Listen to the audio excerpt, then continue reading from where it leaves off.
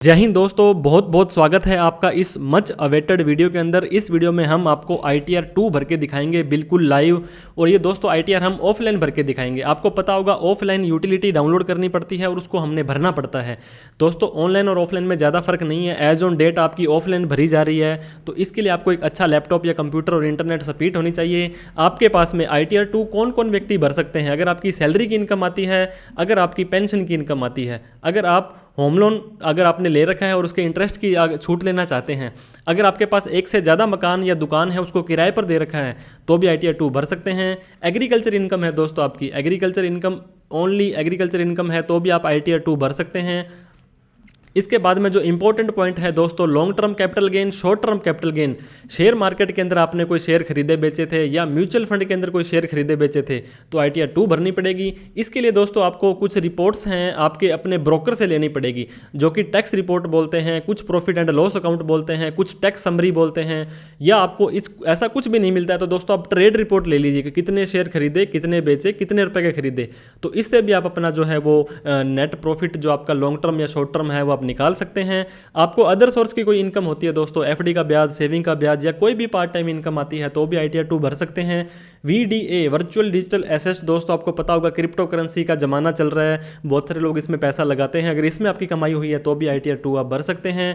ITR भरने से पहले दोस्तों आपको AIS annual information statement, tax payer information summary, form 26AS जहाँ पे आपका TDS कटता है वहाँ पे शो हो जाता है, ये बिल्कुल आपको चेक करना है। अगर ये अपडेट नहीं है तो 31 मई तक आप वेट कर लें। इसके बाद में यूजर आईडी और पासवर्ड दोस्तों आपको चाहिए होगा। यूजर आईडी आपका पैन कार्ड या आधार कार्ड कुछ भी लगा सकते हैं, और पासवर्ड आपको पता है तो ठीक है, अदरवाइज आप इसे फॉरगेट कर सकते हैं। जितने भी आपके बैंक में अकाउंट है उन सभी की स्टेटमेंट डाउनलोड कीजिए दोस्तों, और उसमें क्या क्या एंट्रियाँ आ रही हैं, एक्स्ट्रा इनकम आ रही है तो वो सारी की सारी आपको दिखानी है। अगर आपकी बिजनेस की इनकम है, कोई सेल सर्विस करते हैं, तो ITR 2 आप नहीं भर सकते हैं। अगर आप शेयर मार्केट के अंदर इंट्राडे या फ्यूचर एंड ऑप्शन में काम करते हैं तब भी दोस्तों आप ITR 2 नहीं भर पाएंगे। अब ITR 2 भरने के लिए सबसे पहले हमें किसी भी पोर्टल पर आ जाना है, जहां पर दोस्तों आपको incometax.gov.in किसी ब्राउजर पर लिख देना है। हम दोस्तों यहाँ पे डाउनलोड्स पर क्लिक करेंगे, ऊपर ऑप्शन आ रहा है डाउनलोड्स के बाद में असेसमेंट ईयर 23-24 बिल्कुल सही है। ITR 2 पर जैसे हम क्लिक करेंगे दोस्तों तो ये देखिए यूटिलिटी एक्सेल बेस यहाँ पे आ जाएगा, इसे हमें डाउनलोड करना है। डाउनलोड करने के बाद में दोस्तों इसको हमने सेव कर देना है। इसको सेव हम हमारे डेस्कटॉप पर कर सकते हैं ताकि हमें बार बार दिक्कतों का सामना ना करना पड़े, ईजिली हमें ये फाइल मिल जाए। तो इस तरह की दोस्तों ये देखिए जिप फाइल आ जाएगी, राइट क्लिक करेंगे, एक्सट्रैक्ट फाइल करेंगे दोस्तों आप, तो ओके कर देंगे। एक फोल्डर के अंदर ये सारा का सारा डाटा एक्सट्रैक्ट हो जाएगा। ये देखिए दोस्तों यहाँ पे ये एक्सट्रैक्ट हो चुकी है। इसे डबल क्लिक करेंगे तो दोस्तों हमारी एक्सेल की फाइल खुल जाएगी। एक्सेल की फाइल, कई बार आपको दिक्कत आती है, अगर मान लो दोस्तों कि आपकी एक्सेल की फाइल नहीं खुल रही है, काम नहीं कर रही है, तो आपको दो काम करने हैं।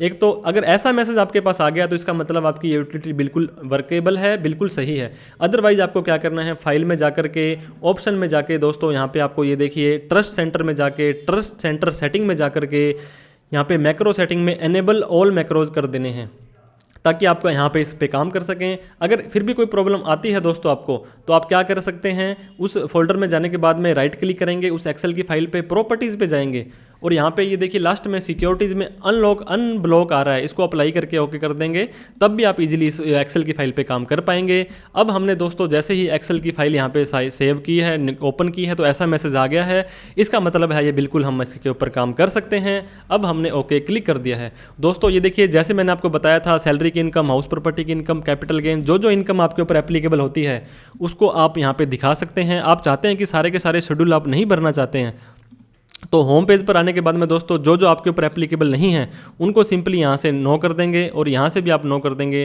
और उसके बाद में जैसे आप अप्लाई करेंगे दोस्तों तो वो फालतू के सारे जो आपने नो किए थे नीचे से हट जाएंगे। हम आपको सारे के सारे ये भर के दिखाने वाले हैं। तो हम पार्ट ए जनरल इन्फॉर्मेशन में आ जाते हैं दोस्तों। यहाँ पे ये देखिए name, middle name, date of birth, काफ़ी सारी इन्फॉर्मेशन आपको डालनी पड़ती है, तो काफ़ी टाइम कंज्यूमिंग होती है।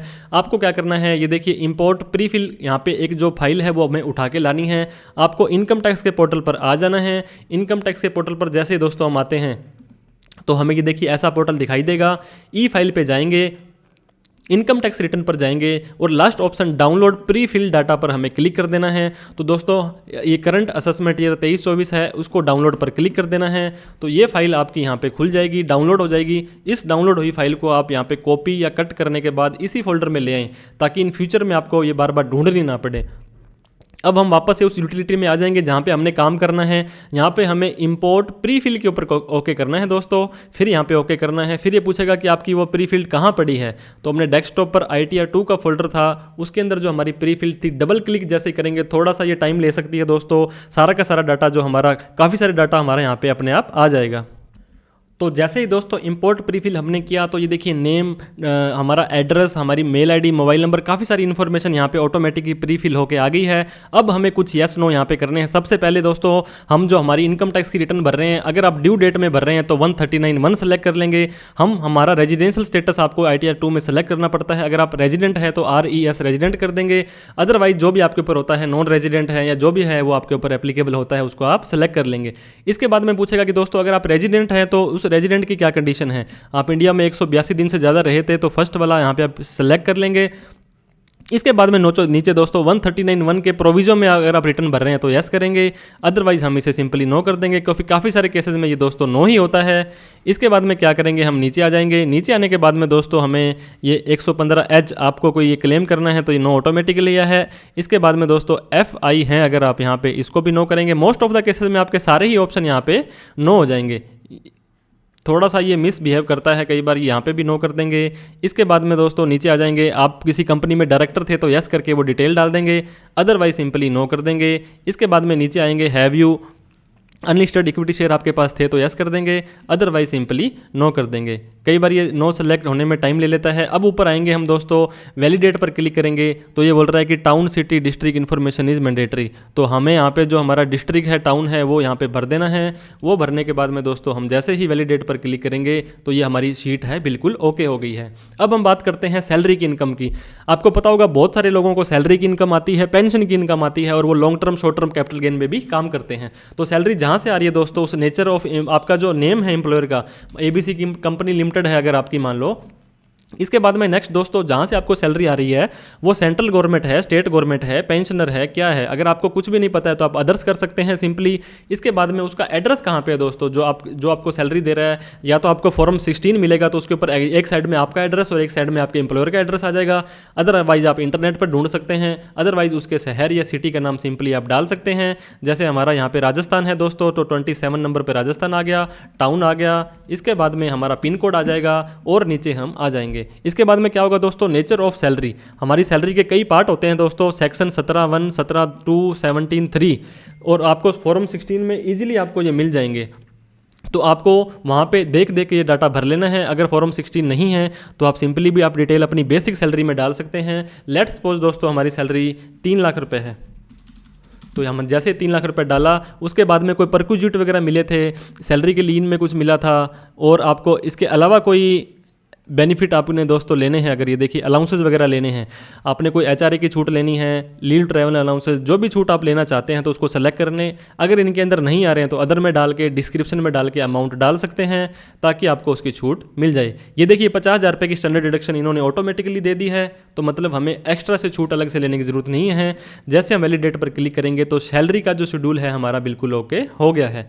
अब बात करते हैं दोस्तों हाउस प्रॉपर्टी की। आपके पास में एक से ज़्यादा हाउस प्रॉपर्टी है दोस्तों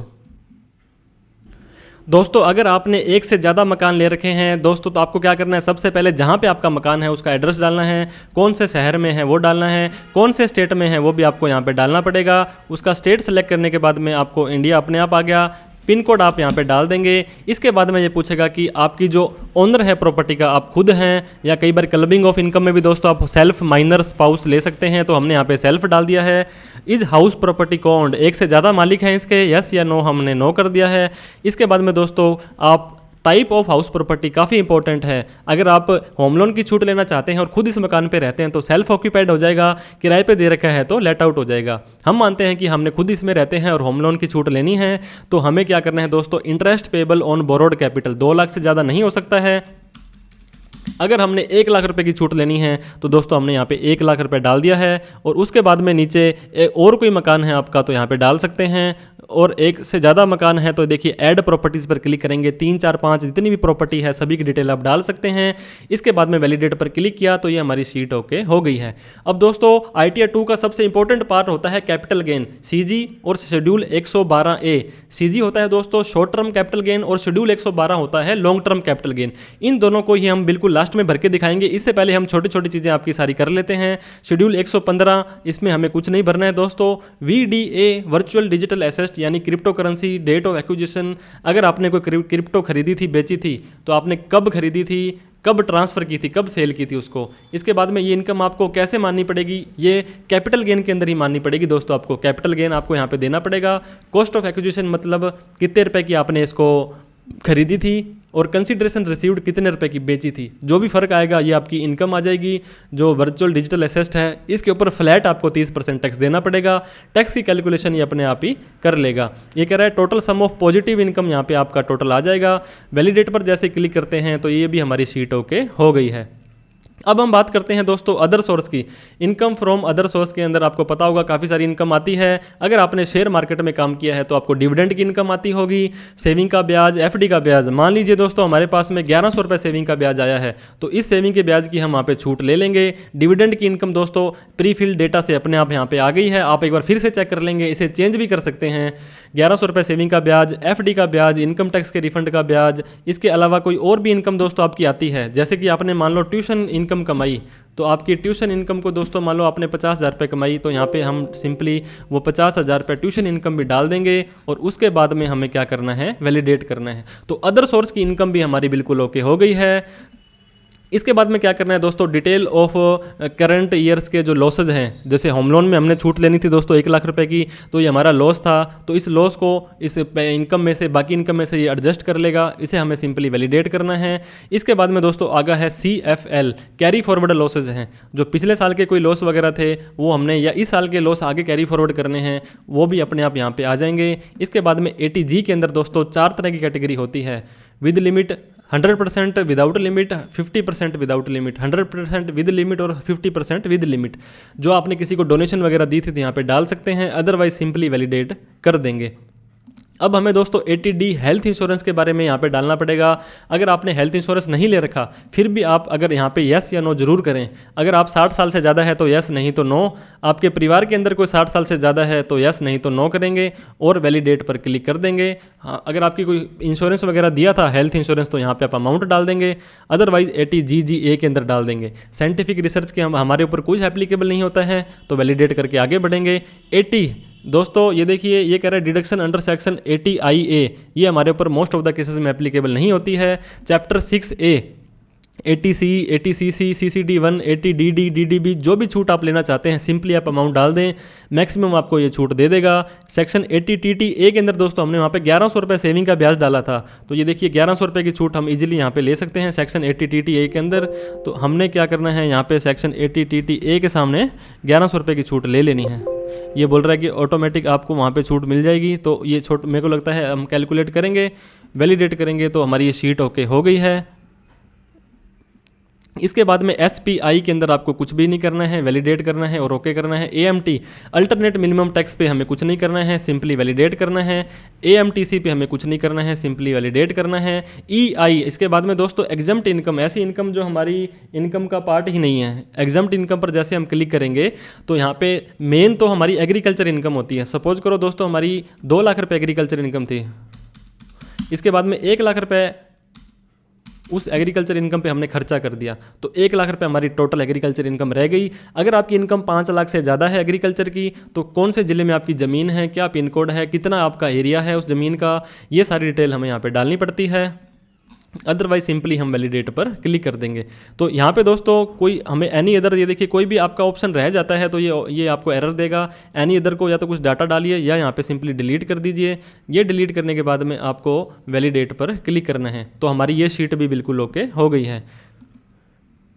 इसके अलावा तो दोस्तों यहाँ पे सेलेक्ट करने के लिए आपको बताया था कोई भी इनकम ऐसी जो आपके इनकम में जुड़ती ही नहीं है, पेंशन इनकम, जैसे कई लोगों ने पूछा था PPF का इंटरेस्ट हमें लेना है, तो एनी अदर अंदर यहाँ पे डाल के PPF इंटरेस्ट डाल के अमाउंट आप सिंपली डाल सकते हैं। अब हम बात करेंगे PTI दोस्तों। पास थ्रू इनकम ये मोस्ट ऑफ द केसेस में एप्लीकेबल नहीं होती है, सिंपली वैलिडेट कर देंगे।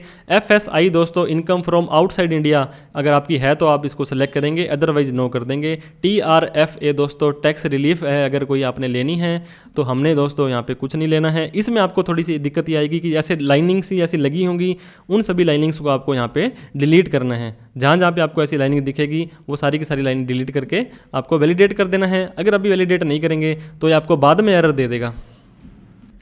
वो सारे के सारे दोस्तों फालतू के नीचे डेटा हटाने के बाद वैलिडेट पर क्लिक करेंगे तो ये देखिए ओके हो गया है। इसके बाद में schedule 5A information regarding appointment of receipt between spouse govern by Portugal civil code, ये हमें कुछ नहीं डालना है, सिर्फ वैलिडेट कर देना है। AL एसेस्ट और लाइबिलिटी दोस्तों, assets liability at the end of the year, अगर आपकी 50 लाख से ज़्यादा की इनकम है तभी इसे यस करें, अदरवाइज सिंपली नो कर दें। नो करने के बाद वैलिडेट कर देना है। अब हमें IT दोस्तों इनकम टैक्स हमने कोई भरा था पहले, आपको पता होगा हमें एडवांस टैक्स भी भरना पड़ता है, अगर कोई टैक्स बनता है तो सेल्फ असेसमेंट भी भरना पड़ता है। उस भरे हुए टैक्स का चालान दोस्तों आपको यहाँ पे BSR कोड कितनी तारीख को भरा था, चालान नंबर और अमाउंट है वो डाल देंगे सिंपली और वैलिडेट पर क्लिक कर देंगे। ESOP दोस्तों एम्प्लॉय स्टॉक ऑप्शन प्लान, अगर आपको कोई मिला है तो ठीक है, अदरवाइज सिंपली आप इसे भी वैलिडेट करके आगे बढ़ जाएंगे। अब हमारा अगला जो पॉइंट रहेगा दोस्तों TDS, ये बोल रहा है कि आप फॉर्म 16 फॉर्म 26AS से आप अपना इनकम वगैरह का TDS जरूर मैच कर लें। तो दोस्तों ये देखिए tax deducted at salary, salary के अंदर किसी व्यक्ति ने आपका TDS काटा था तो अपने आप आ जाएगा, नहीं आता तो उसका 10 नंबर, नाम, कितनी टैक्सेबल सैलरी थी और कितना TDS कटा है। सैलरी के अलावा दोस्तों किसी ने TDS काटा है तो वो आपका यहाँ पे आ जाएगा।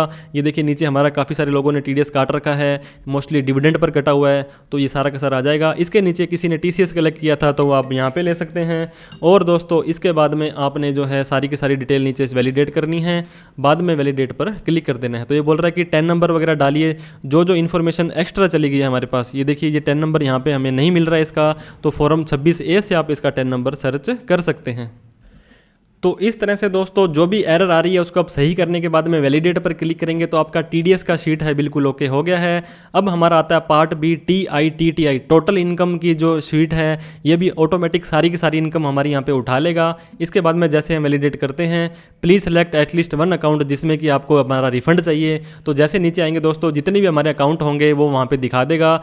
एक ही अकाउंट है तो उसके ऊपर हमें टिक लगाना जरूरी है कि हम इस अकाउंट में हमारा रिफंड है वो लेना चाहते हैं। तो यहाँ पे जैसे दोस्तों हम टिक लगाएंगे, बाद में फिर से इसको वैलिडेट करेंगे तो हमें एरर नहीं देनी चाहिए। एरर देता है तो एक लास्ट में एक और हमारे पास ऑप्शन आएगा, इस ऑप्शन को हमें सिंपली नो कर देना है कि इंडिया आपके पिछले फाइनेंशियल ईयर में कुछ ऐसी कोई प्रॉपर्टी वगैरह थी तो ये हमें यहाँ पे नो करना है। नो करने के बाद में दोस्तों ये कुछ थोड़ा सा टाइम ले सकता है। वैलिडेट पर क्लिक करेंगे तो ये शीट भी हमारी ओके हो गई है। अब लास्ट का जो पॉइंट है दोस्तों हमारा है वेरिफिकेशन। वेरिफिकेशन में हमें कुछ नहीं करना है, सिंपली वैलिडेट करना है। अब सबसे इंपॉर्टेंट पॉइंट जिसके लिए हम यहाँ तक रुके थे दोस्तों वो है हमारा capital gain, short term capital gain और लॉन्ग टर्म कैपिटल गेन। जो CG है दोस्तों ये शॉर्ट टर्म कैपिटल गेन आएगा और शेड्यूल 112A हमारा लॉन्ग टर्म कैपिटल गेन आएगा। तो कैपिटल गेन के अंदर जैसे आप जाएंगे तो आपको कैसे पता लगेगा कि आपने कितनी कमाई करी है, कितने शेयर खरीदे हैं।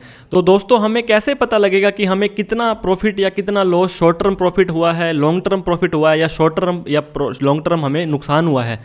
तो मैंने आपको शुरू में बताया था realised profit and loss account या आपको टैक्स रिपोर्ट या प्रॉफिट एंड लॉस अकाउंट, इस तरह का कोई भी रिपोर्ट है आपका ब्रोकर आपको दे देगा जिसके अंदर आपको ऐसे ट्रेड वाइज या तो एक एक शेयर की डिटेल आपको दे देगा या वहाँ पे समरी भी आपको मिल सकती है दोस्तों कि लॉन्ग टर्म की अलग और शॉर्ट टर्म की अलग।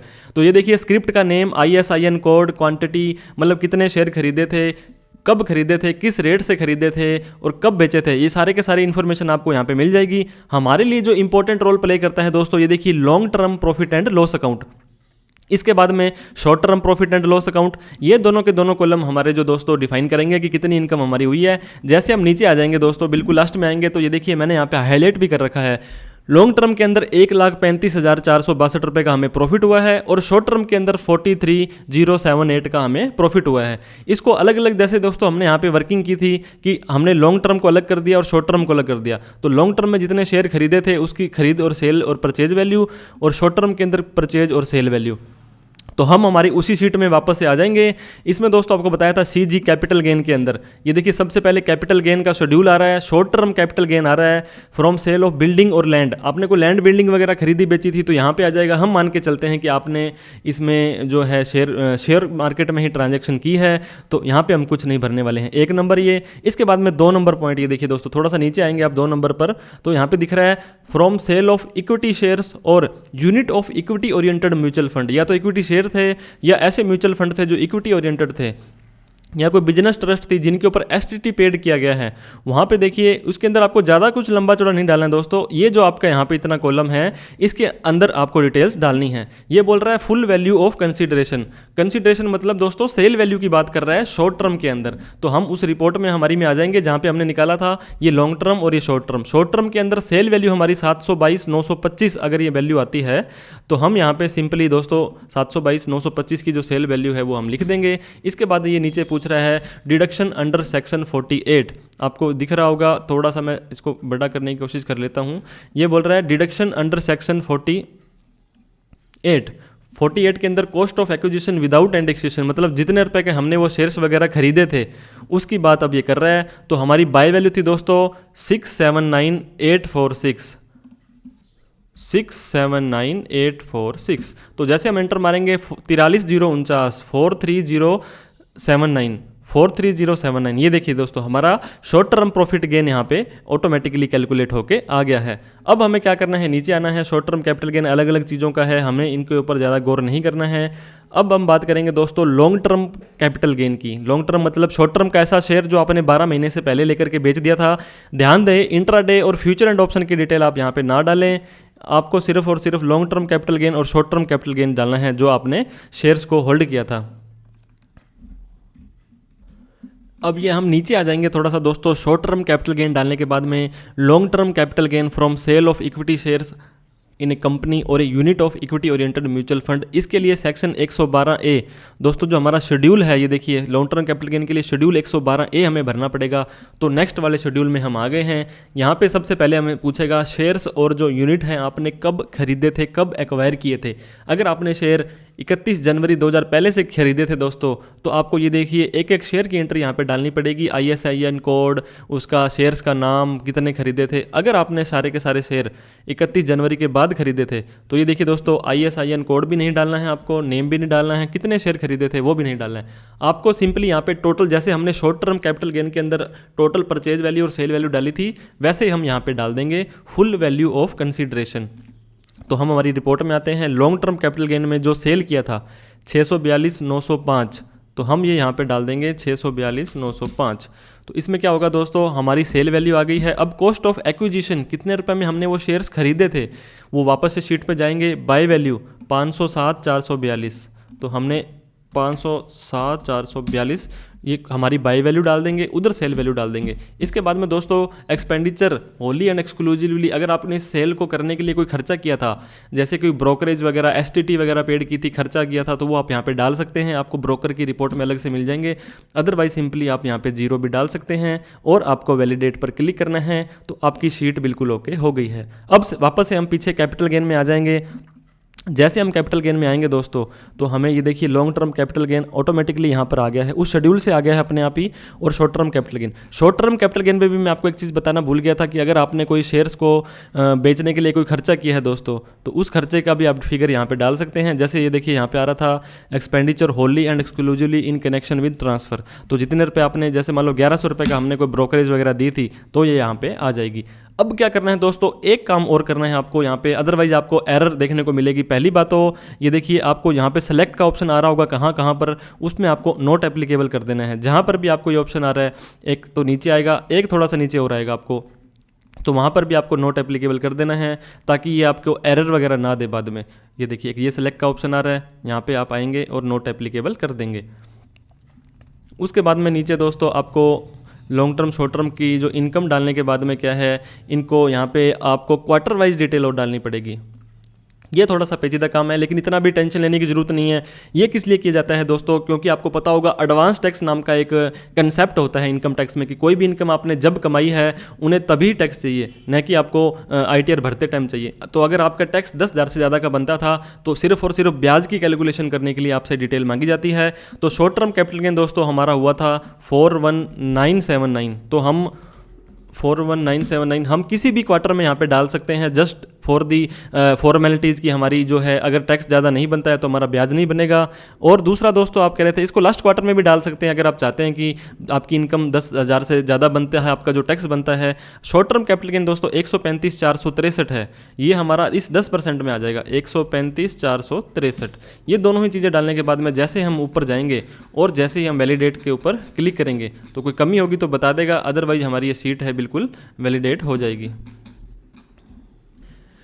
तो ये देखिए जैसे हमने वैलिडेट पर क्लिक किया, sheet capital gain is okay हो गई है। तो हमें भी यहाँ पे क्या करना है, ओके पर क्लिक कर देना है। अब हम क्या करेंगे, वापस पार्ट ए जनरल इन्फॉर्मेशन में चले जाएंगे। यहाँ पे हमें वैलिडेट करना है। वैलिडेट तो ऑलरेडी दोस्तों हमारी शीट्स कई बार हम कर चुके हैं, सारी की सारी शीट्स कर चुके हैं। अब हमारा इंपॉर्टेंट काम है कैलकुलेट टैक्स के ऊपर हमें क्लिक करना है। जैसे हम कैलकुलेट टैक्स पे क्लिक करेंगे दोस्तों, कुछ एरर होगी तो ये फिर से आपको बता देगा, उसी पेज पर लेके चला जाएगा जहाँ पे आपकी जो एरर होगी। अब ये कैलकुलेट टैक्स इसने बिल्कुल कर दिया है, कोई कमी नहीं छोड़ी है। तो अब हम क्या करेंगे, जनरेट जेसन पर क्लिक करेंगे। तो जैसे ही जनरेट जेसन पर क्लिक करेंगे ये कुछ आपको मैसेज देंगे कि आपके current carry forward losses, brought forward losses हैं, उनको वेरीफाई कर लें। फिर ये बोलता है कि आपके ऊपर ऑडिट एप्लीकेबल होती है तो ऑडिट की डिटेल भी डाल दें आप, हम ओके कर देंगे। फिर बोलता है कि जेसन को सेव करने के लिए सेव जेसन पर क्लिक करें। तो हमने ही जैसे सेव जेसन पर क्लिक किया दोस्तों, तो हमारी ये सारी की सारी फाइल देखिए फिर से इनक्रिप्टेड होके जिस फोल्डर के अंदर हमारी वो इनक्रिप्टेड फाइल थी उसके अंदर वो सेव हो गई है। तो हम ओके कर देंगे। अब ये बोल रहे हैं इस जेसन फाइल को आप अपलोड कर सकते हैं। तो हमें क्या करना है दोस्तों, इनकम टैक्स के पोर्टल पर आ जाना है। इनकम टैक्स के पोर्टल पर आने के बाद में file your income tax return 31 March 2023 file now पर क्लिक कर सकते हैं। अगर यहाँ पे आपको ऑप्शन नहीं दिखाई दे रहा है तो ई फाइल में जाकर के इनकम टैक्स रिटर्न में जाने के बाद में दोस्तों आपको जो है फाइल इनकम टैक्स रिटर्न पर जाना है। लेकिन व्यू फॉर्म 26S और AISTS आपको जरूर देखना है, हम बार बार बताते हैं आपको, ताकि इन फ्यूचर में इनकम टैक्स डिपार्टमेंट से कोई दिक्कत का सामना ना करना पड़े। तो असेसमेंट ईयर हमारा करंट हो जाएगा 23-24। हम ऑनलाइन नहीं भर रहे हैं दोस्तों, क्योंकि ऑनलाइन में अभी तक कुछ स्टार्ट नहीं हुआ था ITR 2 का। तो ऑफलाइन में क्लिक करेंगे, 139(1) पे क्लिक करेंगे, ऑडिटेबल हो कि नहीं नो करेंगे। तो 1, 2, 3, 4 चारों के चारों रिटर्न आप ऑफलाइन भर सकते हैं। हम 2 भरने वाले हैं। कंटिन्यू पर क्लिक करेंगे। अटैच फाइल पर जैसे क्लिक करेंगे दोस्तों, तो हमारी जो भी फाइल वहाँ पे पड़ी है वो जेसन की फाइल को हम जैसे ही सिलेक्ट करेंगे तो ये वैलिडेट करेगा, आपकी रिटर्न को चेक करेगा कि कोई कमी वगैरह तो नहीं है। वैसे तो दोस्तों अगर कोई कमी होती है तो वो जेसन की फाइल क्रिएट ही नहीं करता है। तो हमारी कोई भी फाइल में इसमें कमी नहीं है। सैलरी की इनकम, हाउस प्रॉपर्टी की इनकम, अदर सोर्स की income, capital gain, crypto currency की इनकम, अदर सोर्स की इनकम, एग्रीकल्चर इनकम, कोई भी इनकम हो तो ITR 2 आप बहुत ही ईजिली भर सकते हैं। प्रोसीड टू वेरिफिकेशन पर हम क्लिक करेंगे। ये बोलता है कि आप 30 दिन के अंदर अंदर भी बाद में वेरीफाई कर सकते हैं इसको। आप रिटर्न अब लग सकती है लेकिन 30 दिन के अंदर अंदर आप इसको साइन करके भेज सकते हैं। इंस्टेंट वेरिफिकेशन मतलब आधार OTP से हैंड टू हैंड भी आप वेरीफाई कर सकते हैं। तो हमने आधार OTP पे क्लिक किया। I would like to Aadhaar OTP, internet banking, bank EVC, demat EVC, काफ़ी सारे ऑप्शन आपको यहाँ पे दिखाते हैं। डिजिटल सिग्नेचर की सहायता से भी आप वेरीफाई कर सकते हैं। जैसे हमने कंटिन्यू पर क्लिक किया, एग्री किया, जनरेट आधार OTP पे दोस्तों हमने क्लिक करना है। तो आपके आधार कार्ड में जो मोबाइल नंबर दिया हुआ है दोस्तों उसके ऊपर एक OTP चला जाएगा। वो OTP आपको यहाँ पे डालना है। उसके बाद में सबमिट करेंगे। फिर से आपसे पूछा जाएगा कि आर यू श्योर, आप क्या वास्तव में इस ITR को सबमिट करना चाहते हैं। तो जैसे आपका ITR सबमिट हो जाएगा आप क्लिक कर देंगे तो ITR का एक्नॉलेजमेंट आपके सामने खुल जाएगा दोस्तों। तो इस तरह से आप ITR 2 अपनी भर सकते हैं। आशा करता हूँ बहुत ही ईजी तरीके से समझाने की हमने कोशिश की थी, आपको समझ आ गया होगा। इस वीडियो की सहायता से आप अपनी ITR भर पाए होंगे। कोई डाउट क्वेरी आपका क्वेश्चन हो दोस्तों इस वीडियो से रिलेटेड, इनकम टैक्स से रिलेटेड, तो आप बेझिझक कमेंट कर सकते हैं, हमें मेल ड्रॉप कर सकते हैं। हमारी कोई हेल्प लेना चाहते हैं, हमारी कोई प्रोफेशनल सर्विसेज लेना चाहते हैं तो भी हमें आप संपर्क कर सकते हैं। वीडियो अच्छी लगी हो तो लाइक करें और भी इस तरह के कंटेंट के लिए आप हमें फॉलो सब्सक्राइब करना ना भूलें। थैंक यू सो मच दोस्तों। जय हिंद, जय भारत।